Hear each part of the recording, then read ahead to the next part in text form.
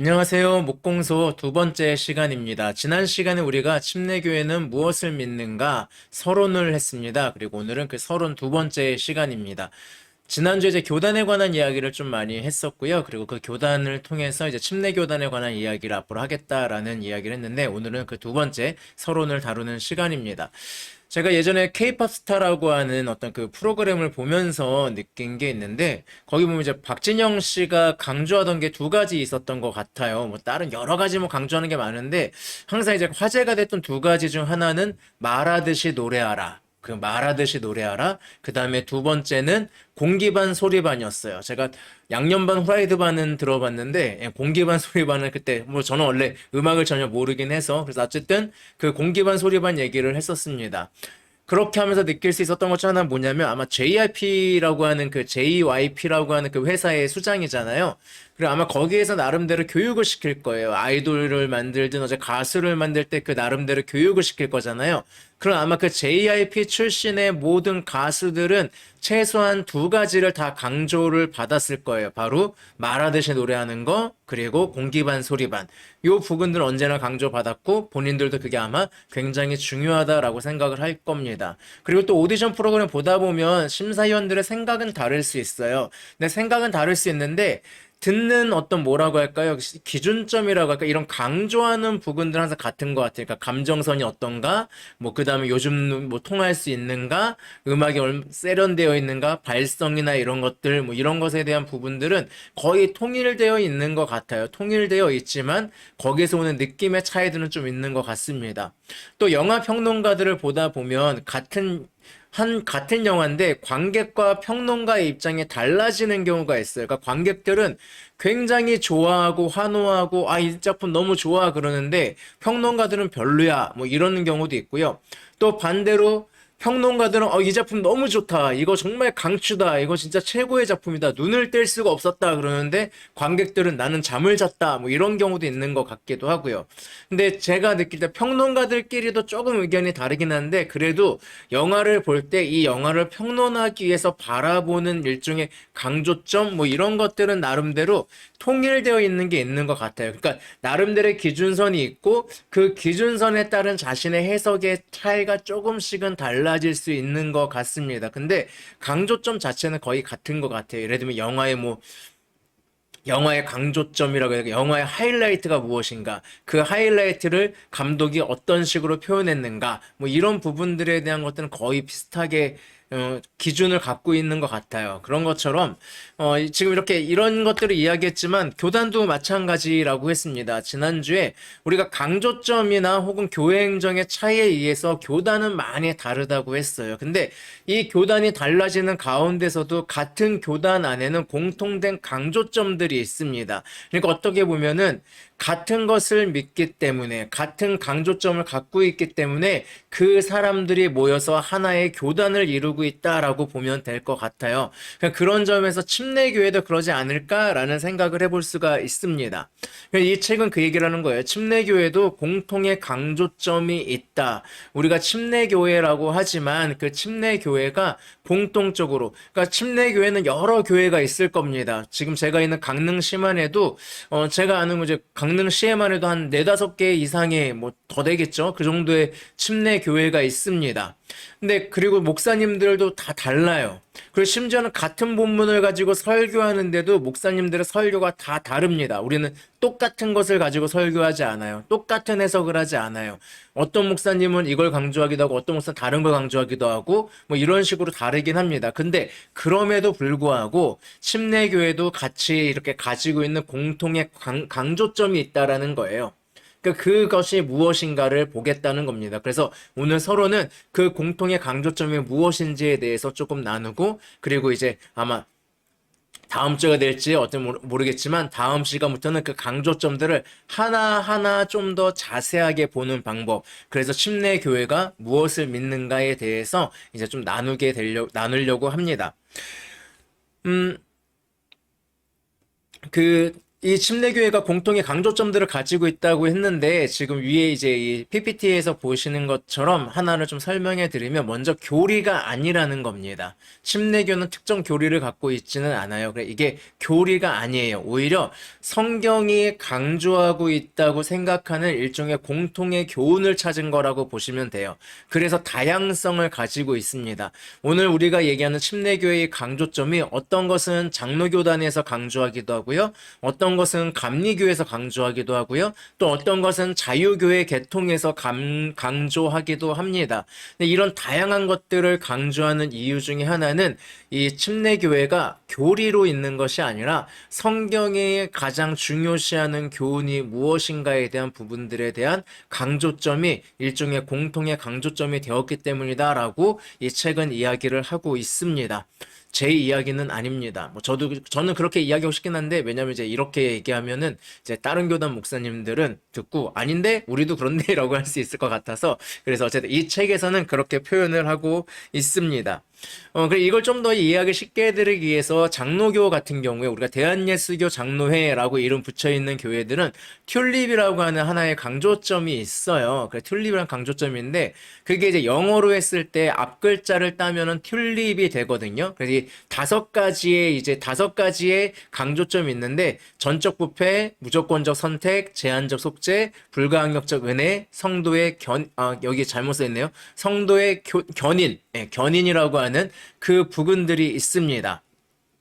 이거는 모든 대한예수교 장로회가 똑같이 강조하고 있는 거예요. 그러니까 전적 부패는 인간은 지성, 감성, 의지, 전적으로 모두 부패했기 때문에 스스로를 구원할 수 없다라고 하는 교리예요. 그리고 무조건적 선택은 인간의 공로나 다른 무엇을 보고 선택한 것이 아니라 하나님께서 무조건적으로 선택한 것이다. 우리가 그런 얘기 많이 듣잖아요. 은혜라고 할 때 그 은혜는 내가 뭔가를 잘해서 내가 뭔가 뛰어나서 내가 구원받을 만한 가치가 있어서 그런 것이 아니라 하나님의 무조건적인 선택에 의한 은혜다라고 이야기를 하는 겁니다. 그리고 이게 좀 말이 나올 수 있을 것 같은데 제한적 속죄라고 있습니다. 이게 뭐냐면 예수 그리스도의 십자가 구속은 선택받은 사람들을 위한 것이라는 거예요. 예수님은 모든 사람을 위해서 죽은 것이 아니라 이 십자가 사건을 믿고 선택받은 자신의 구원받을 그 선택받은 자들을 위한 속죄, 그래서 제한적 속죄다라고 이야기를 합니다. 좀 아마 다른 의미로 얘기하면 예수님을 믿는 자들을 위한 속죄, 라고 믿게 될 자들을 위한 속죄, 이렇게 보시면 될 것 같습니다. 그리고 불가항력적 은혜는 하나님의 은혜는 그 누구도 저항할 수 없다라는 겁니다. 그러니까 사람들이 믿고 안 믿고 할 수 있는 게 아니에요. 하나님이 은혜를 부어주시면 무슨 일이 있어도 이 사람은 믿음을 가질 수밖에 없어요. 이걸 피할 수가 없어요. 이게 불가항력적 은혜. 내가 대한민국에 태어났을 때 대한민국에서 주는 그 나름대로 혜택이 있어요. 이거는 그냥 제가 주어지는 거예요. 이 땅에서 태어났기 때문에 주어지는 것처럼 하나님의 은혜가 그렇게 주어지는 것이다 라고 보는 겁니다. 그 다음에 성도의 견인이라고 왜 교인으로 썼지? 성도의 견인이라고 하는 것은 우리가 한번 믿게 됐을 때, 한번 믿으면 일시적으로 떨어져 나갈 수 있어요. 일시적으로 떨어져 나갈 수는 있지만 궁극적으로 모두 구원받는다. 그러니까 한번 받은 구원은 절대 잃지 않는다라고 이야기하고 있습니다. 그러니까 이렇게 설명을 보통 해요. 하나님의 손을 내밀었어요. 구원의 손길을. 근데 인간이 이렇게 잡았어요. 근데 인간이 놓으면 어떻게 될까요? 떨어지죠. 우리가 간혹가다 영화나 이런 데 보면 나오잖아요. 손을 이렇게 잡았어요. 이렇게 잡았는데 손을 이렇게 잡았어요. 인간이 손을 이렇게 딱 잡아서 떨어지려는 게 겨우 딱 잡았어요. 그 사람이 막 버티고 힘들게 버텨요. 그랬더니 그 사람이 너는 살아 그러면서 손을 딱 놓으면서 떨어져 죽잖아요. 예. 성도의 견인은 이게 아니라 반대로 하나님이 이렇게 잡았다는 거예요. 하나님이 이렇게 잡고 인간이 이렇게 잡았다라고 보는 거예요. 그래서 우리가 잠시 놓으면은 떨어져 나가서 아플 수 있고 막 그래요. 왜냐하면 떨어지려고 하는데 팔이 막 빠질 것 같잖아요. 근데 하나님은 이것을 절대 놓지 않으신다는 거예요. 그리고 하나님께서 끌어올리신다. 그래서 견인한다. 그래서 성도의 견인. 한 번 얻은 구원은 절대 잃어버릴 수 없다. 이것이 바로 이제 성도의 견인이라는 교리입니다. 이 다섯 가지, 이 튤립이라고 하는 교리를 장로교단은 모든 장로교회, 모든 장로교회는 이 강조점을 공유하고 있습니다. 그래서 침례교도 이런 식으로 공유하고 있는 것이 있다라고 이야기하는 거예요. 그래서 이 책에서는 밥티스트라고 하거든요. 침례교를 밥티스트라고 하는데 이 바프티스트의 이 BAPTIST의 앞글자만 따서 7가지의 강조점을 이야기하고 있습니다. 그리고 영어가 나올 텐데 제가 영어 울렁증이 영어는 읽어드리진 않을게요. 그냥 한글로만 설명을 해드리도록 하겠습니다. 그래서 오늘은 이 7가지의 특징에 이런 게 있어요. 그리고 앞으로 이런 7가지의 특징을 좀 더 자세히 하나하나 살펴볼 거예요. 그리고 이걸 다 자세히 살펴보면 여러분이 믿는 침례교의 특징이 무엇인지를 이제 누구한테나 설명할 수 있어요 라고 이야기를 할 수 있을 겁니다. 그것을 위해서 설명을 드리도록 하겠습니다. 먼저 신자의 제사장직입니다. 예. 빌리버스 뭐 이렇게 나오죠. 제가 영어가 안 되겠어요. 그러니까 이거는 뭐냐면은 특별한 사람이 아니라 모든 성도가 제사장이라는 거예요. 이거는 사실 어디나 갖고 있기도 한데 그 만인 제사장이라고 이야기하잖아요, 우리가. 그러니까 성도라면 특별한 사람이 제사장. 예전에 이제 구약 시대는 레위인 중에서도 이제 대제사장으로 할 수 있는 제사장을 할 수 있는 사람이 따로 있었잖아요. 아론의 후손들이 제사장을 할 수 있는 그런 조건이 있었잖아요. 그렇죠. 레위 지파가 모두 제사장 될 수 있던 건 아니거든요. 그러니까 특별한 사람만 제사장이 될 수 있었다면 오늘날은 만인 제사장이기 때문에 누구나 모든 성도가 제사장이라는 겁니다. 그래서 목회자는 그런 면에서 똑같은 제사장이기 때문에 독선적이거나 권위적이어서는 안 돼요. 그래서 침례교 목사님들 같은 경우에는 설교하실 때 가운을 잘 안 입어요. 뭐 장로교나 이런 데 보면 가운 입고 하시는 분들이 있거든요. 또 절기에 맞춰서 또 이렇게 가운 입기도 하고 요즘은 좀 안 그런 걸로 알고 있는데 근데 침례교의 목사님들은 그래서 굉장히 편안하게 입으세요. 대표적으로 이제 리거렌 목사님은 아예 반바지 입고 꽃무늬 셔츠 입고 하시잖아요. 그리고 제가 아는 이제 침례교회 목사님들도 굉장히 가볍게 입고 하시는 분들 생각보다 많아요. 그러니까 가운을 입지 않는 이유 중 하나가 바로 그런 권위에서 탈피하고 또 독선적이지 않게 한 것을 보여주기 위한 거예요. 내가 여러분과 똑같은 제사장입니다라는 걸 보여주려고 하는 거예요. 물론 뭐 다른 교회 목사님들도 다른 교단 목사님 이런 것들을 하고 있지만 어쨌든 침례교회 강조점 중 하나가 바로 이거. 만인 제사장, 신자의 제사장직을 이야기하고 있다는 겁니다. 그리고 두 번째는 자치적 지역교회라고 이야기하는데 이제 흔히 개교회주의라고 이야기를 합니다. 이거는 뭐냐면 침례교도 총회가 있고요. 그리고 지방회가 있어요. 하지만 이 총회와 지방회는 명령기관이 아니에요. 수직기관이 아닙니다. 이것은 협력기관이에요. 그러니까 어떤 더 큰 일을 위한, 더 큰 사역을 위해서 한 교회의 힘으로는 어렵기 때문에 여러 교회들이 협력해서 그 일들을 이뤄가는 협력기관이지 명령기관이 아니에요. 그러니까 뭐 제가 알기로 대한예수교 장로회나 감리교 같은 이제 총회가 열리면 나름대로 총회 결의가 생길 거예요. 그리고 예를 들면 이제 목사 연퇴 나이를 65세로 한다. 뭐 이러면 이제 그거는 이제 딱 총회에서 결정됐기 때문에 모든 교회가 따라야 돼요. 근데 침례교회는 그럴 수 없어요. 개교회가 따르겠다, 개교회가 알아서 하겠다 하면 알아서 해야 돼요. 왜냐하면 교회와 교회는 명령을 주고받는 것이 아니라 협력하는 관계이기 때문에 그래요. 왜? 교회의 머리는 그리스도잖아요. 교회의 머리는 예수님이고 그리고 성령님이 임재하는 것도 교회잖아요. 그렇기 때문에 교회와 교회는 서로 대등해요. 누가 누구 위에 올라갈 수 없어요. 왜? 우리는 다 같은 그리스도의 몸이기 때문에. 그래서 교회는 어떤 기관을 만들어서 명령하는 기관을 세울 수 없어요. 그래서 자치적 지역교회, 개교회주의, 즉 개교회가 세우겠다고 한다면 그걸 세운다. 그래서 제가 알기로는 원래 여성 목회자가 총회 결의에서 그 협력한 교회들이 결의를 맺어가지고 여성 목회자를 침례교가 안 세웠어요.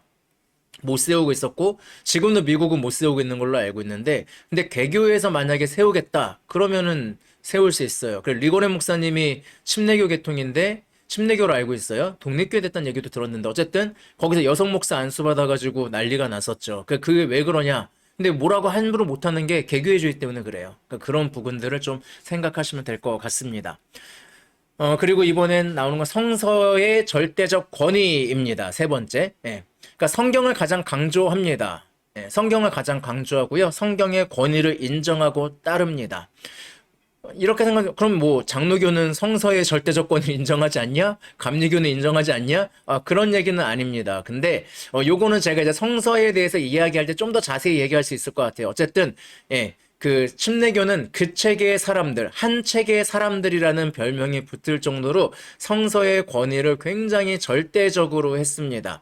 그래서 성경에 있는 영웅들을 성경은 영웅들을 강조하지 않거든요. 그래서 침례교도 어떤 영웅들을 강조하지 않아요. 침례교 중에 뭐 그러니까 세계에서 가장 설교를 잘했다는 스펄전 목사님, 뭐 그 다음에 철로 역정을 쓴 존 버년, 그리고 뭐 전도왕이라고 했던 빌리 그레이엄, 뭐 이런 사람들이 침례교 목사님들이에요. 하지만 이 사람들을 강조하지 않아요. 왜? 우리의 권위는 어디에 있어요? 성경에 있기 때문에. 근데 요즘은 강조하는 것 같아요. 제가 침례교회들 가보면은, 주보에 보면은, 침례교단은 스펄전 목사 막 이렇게 나온 뭐 교회라고 막, 한국에 이동원 목사님이 있는 교회 뭐 이런 식으로 막 강조하더라고요. 근데 여하튼 중요한 건 뭐냐면, 우리는 성서의 절대적 권위를 믿는다. 그래서 우리는 성서의 사람들이다. 이게 침례교의 특징이라고 할 수 있습니다. 아까 얘기한 대로 다른 교단도 이거는 같아요. 근데 여기에 대한 입장이 약간 차이가 조금 있습니다. 그 차이는 성서에 관해서 이야기할 때, 이것을 부분을 이야기할 때 좀 더 자세히 설명드릴 수 있을 것 같습니다. 왜냐면 이 책엔 나오지 않거든요. 맛보기라. 예. 그리고 네 번째죠. 예, 신자의 회원권. 예, 교회 내 참 신자만의 회원권. 이게 무슨 얘기냐면, 교회의 멤버십, 즉 교회 등록교인이 되려면 구원의 신앙 고백이 있어야 한다예요. 그러니까 교회를 어느 정도 출석했다, 그리고 이 사람이 등록하겠다라고 하면 교회 회원이 되는 것이 아니라, 예, 구원 고백을 한 사람들, 그러니까 신앙 고백을 한 사람들만 멤버십을 준다는 이야기입니다. 이 침례교는 교회 행정이 회중 정치거든요. 그래서 우리가 사무총회 같은 걸 하면 모든 성도들이 모여서 결정을 해요. 그때 이 사무총회를 들어올 수 있는 조건을 가진 게 회원권인데, 그 회원권이 바로 신자의 신앙 고백을 한 사람들이에요. 침례교회는 침례받은 신자에게 그냥 멤버십 주지 않아요. 언제나 구원받은 증거를 고백하는 자. 침례도 왜 중요하면 신앙을 고백하는 행위이기 때문에 중요한 거지, 침례라고 하는 자체가 구원을 주지는 않아요. 그래서 그 구원의 고백이 있는가? 이것이 굉장히 중요합니다. 그래서 아마 여기에서 유아 세례 얘기도 나올 수도 있을 것 같아요. 근데 어쨌든 그 부분들이 있다는 거, 교회 내 참 신자만의 회원권, 참된 구원 고백이 없다면, 구원의 간증이 없다면 회원권을 주지 않는다. 그게 바로 이제 침례교가 강조하고 있는 또 다른 하나라고 할 수 있습니다. 다섯 번째는 영혼의 개인적 자율성이라고 이야기하는데요. 이거는 하나님의 각자 개인에게 주는 자율성을 인정한다라는 겁니다. 개개인은 스스로의 신앙 고백을 할 수 있고요. 섬김의 방법을 결정할 수 있습니다. 또 성경을 해석할 수 있는 능력도 있습니다. 우리는 그렇게 보는 거예요. 하나님께서 모든 영혼에게 개인적 자율성을 주셨기 때문에 누군가의 성경의 해석에 대해서 우리가 잘못됐다 뭐했다 할 수 있죠. 너무 벗어나면. 하지만 그래도 존중해줘야 된다는 거예요. 누구나 성경을 스스로 읽고 해석할 수 있다라고 보는 것, 이게 바로 영혼의 개인적 자율성이라고 보면 될 것 같습니다. 그래서 이 부분들을 하고 있고요. 여섯 번째, 이건 사실 침례교의 가장 강력한 특징 중 하나였습니다. 바로 교회와 국가의 분리입니다. 아무도 개인을 지배하거나 억압할 수 없습니다. 신앙의 자유가 있고요. 그렇게 있습니다. 그래서 정치와 종교는 분리되어야 합니다. 그래서 뭐라고 할까요?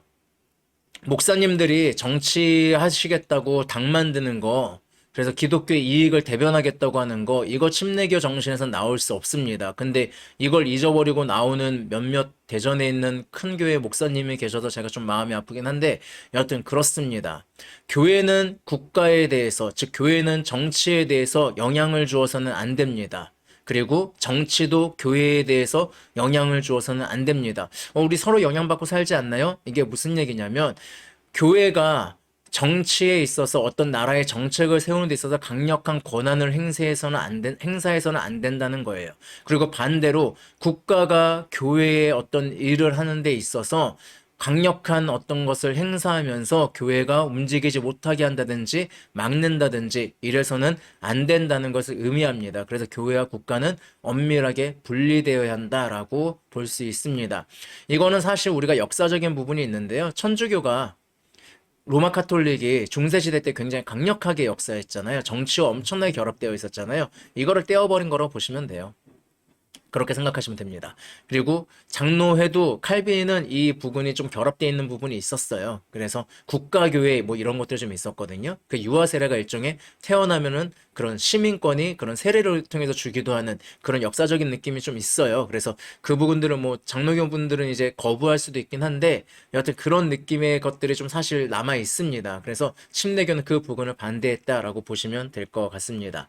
그리고 마지막으로 일곱 번째는 두 가지 거룩한 의식입니다. 로마 카톨릭은 제가 알기로 칠성례라고 해가지고 일곱 가지의 거룩한 의식들이 있어요. 근데 침례교회는 오직 두 가지의 의식만을 중요시합니다. 하나는 바로 침례고요. 그것도 신자의 침례입니다. 믿는 자의 침례예요. 여기서도 유아세례 얘기했었는데 유아세례는 인정하지 않죠. 절대 유아세례를 하지 않습니다.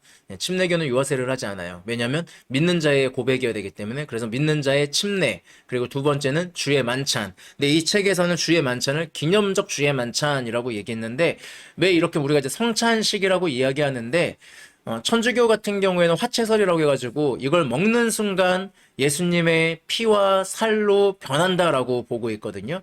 그래서 천주교는 제가 알기로 그 포도주를 먹지 않아요. 왜냐면은 포도주를 먹다 흘리거나 그러면은 그 뭐가 돼야 되죠? 그게 피가 떨어지는 거잖아요. 담을 수가 없잖아요.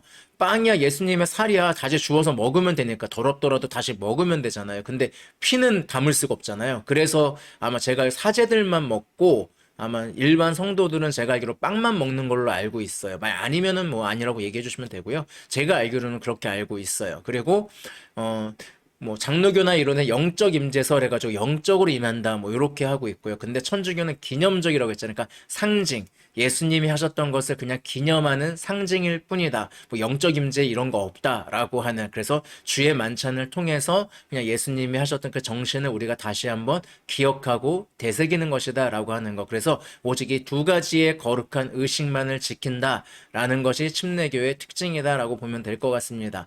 이렇게 일곱 가지의 특징을 말씀드렸고요. 지금 뭔지 이제 하나도 또 기억 안 나시기도 하죠. 그래서 이제 다음 시간부터는 하나씩 이 일곱 가지 중에서 하나씩 좀 더 자세히, 그래서 왜 침례교가 이것을 특징이라고 하는지 이 부분들을 살펴보도록 하겠습니다. 네, 여기까지 들어주셔서 감사드리고요. 다음 시간에 만나도록 하겠습니다. 행복하시길 바랍니다. 샬롬.